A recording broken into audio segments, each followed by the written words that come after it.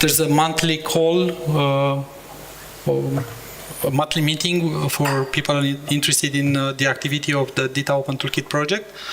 That's open to anyone who wants to participate. So if you want to attend, feel free to send a mail to Robert or to me, and we will include you into that. Robert also already mentioned it's the first Thursday of every month, usually at 9 a.m. US Eastern Time, or 10, I think. 10 a.m. Eastern. 10 a.m. Eastern Time. Okay. So November 1st, I think, I opened up a subject, and that's why I got this session. So I'm talking about what it will mean to have defined something that I called a simplified data format, or resolved data.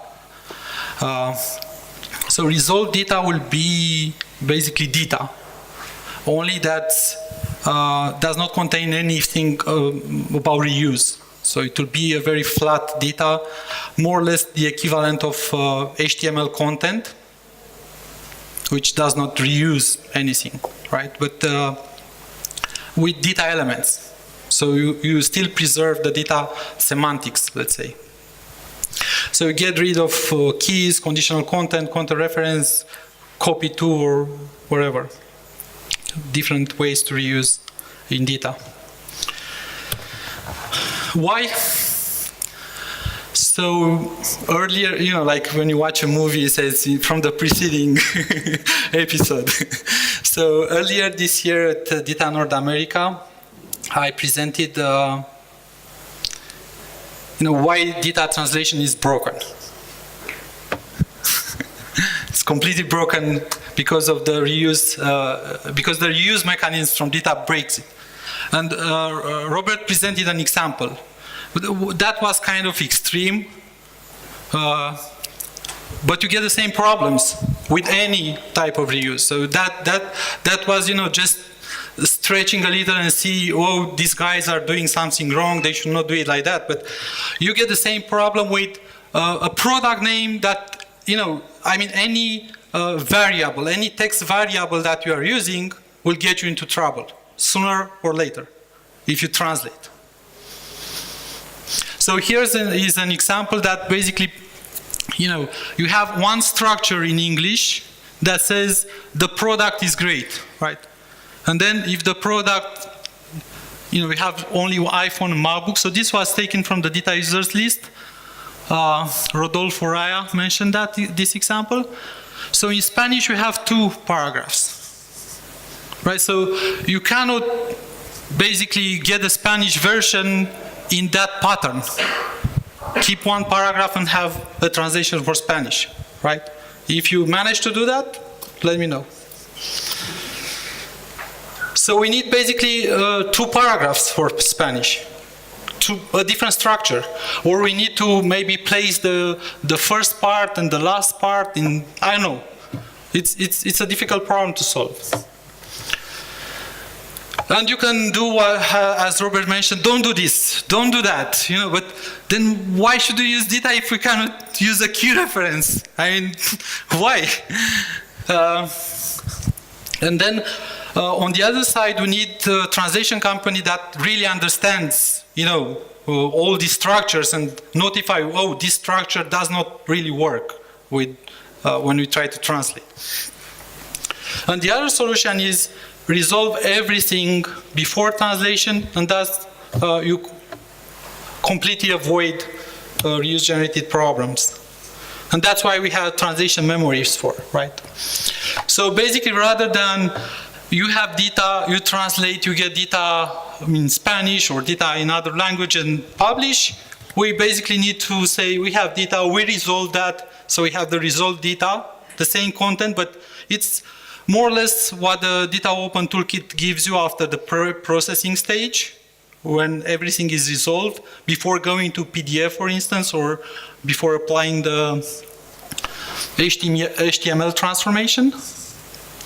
So resolve data is data without reuse. So you resolve, then translate to Spanish, to other languages, and then publish.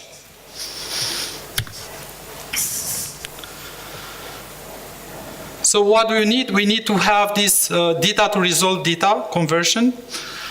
Resolve data to XLIF and back, that already exists for current data, and resolve data is a subset of that. And probably we will need to deduplicate content to remove duplicates before we go to translation if they charge us for that. But they should update their processes and not charge for exact matches. So a question will be, why not translate the output directly?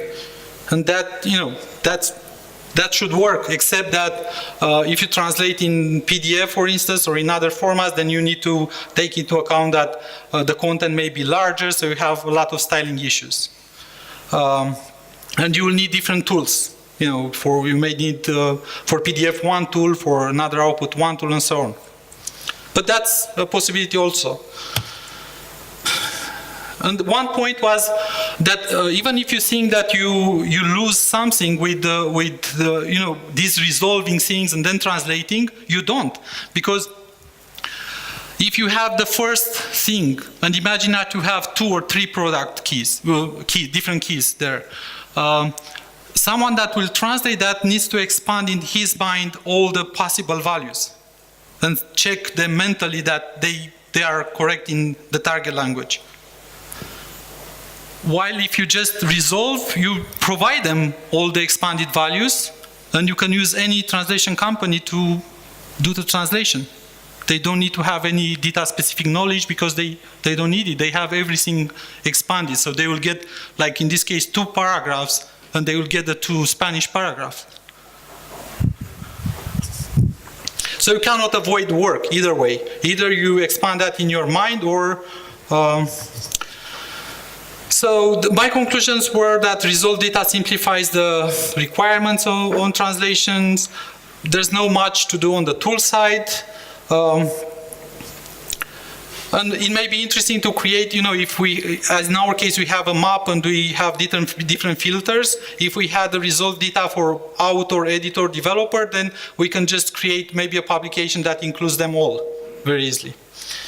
Of course, with DITA 1.3, with branch filtering, you can do similar things, I think.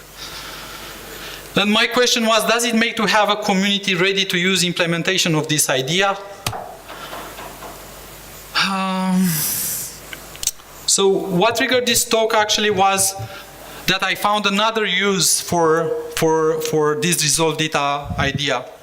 And you know, there are so many old DITA Open Toolkit plugins that just work with DITA 1.8 or with DITA 1.5 or wherever, and that needs to be updated to DITA 2.0.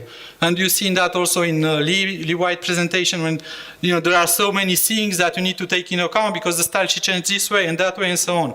So why, you know, if we use this idea, then we can use DITA 2.4 or 3.0 or wherever to get from DITA to resolve data.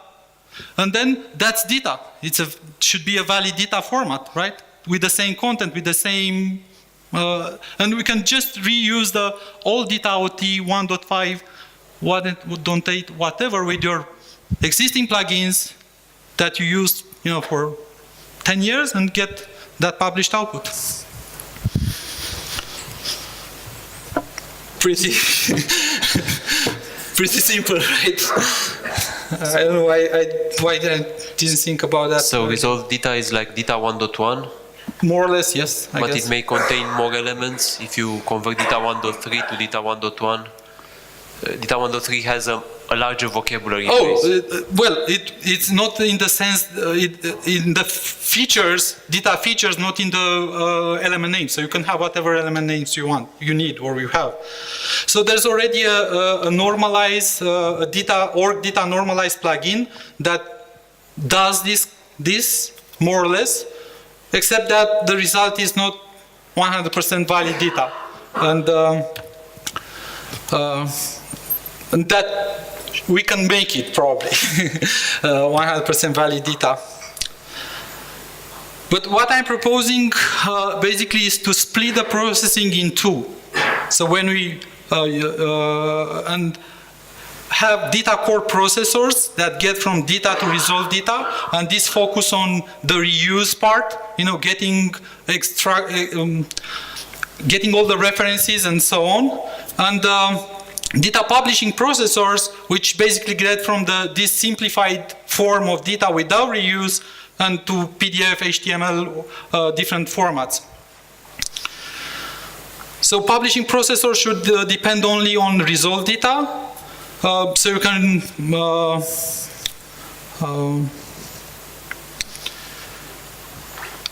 so basically any DITA version will work with one of my plugin. I don't need to care when I write a publishing plugin. I don't need to care that DITA 2.0 may add some new reuse capability, some new interesting way of reusing content, because that can be solved by a core processor that will deal with that part.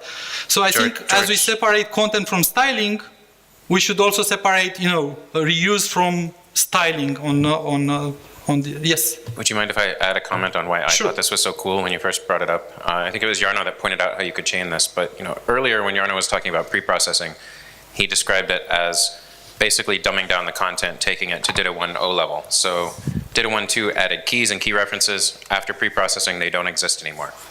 So what this means is that if you have plugins that you wrote 5 years ago, and now you're using DITA 1.3 with keys, scope keys, whatever, you can use the modern toolkit, run it through to get the dumbed down thing as the output, and then pipe that into your old version of the toolkit that you haven't updated, where you haven't corrected all of your style sheets, but everything still works because you're working with DITA 1.0 level content that still flows through that old toolkit. The only exception being if you're using one of those few DITA 1.3 elements that simply isn't recognized by your old code. But otherwise you would be safe. They should be recognized based on the class attribute, I think. No, as because a they didn't base. exist yet. Like the div element. If you use the DITA 1.3 div element, that doesn't exist in old toolkits. So apart from those, you would be safe. And that you could do today.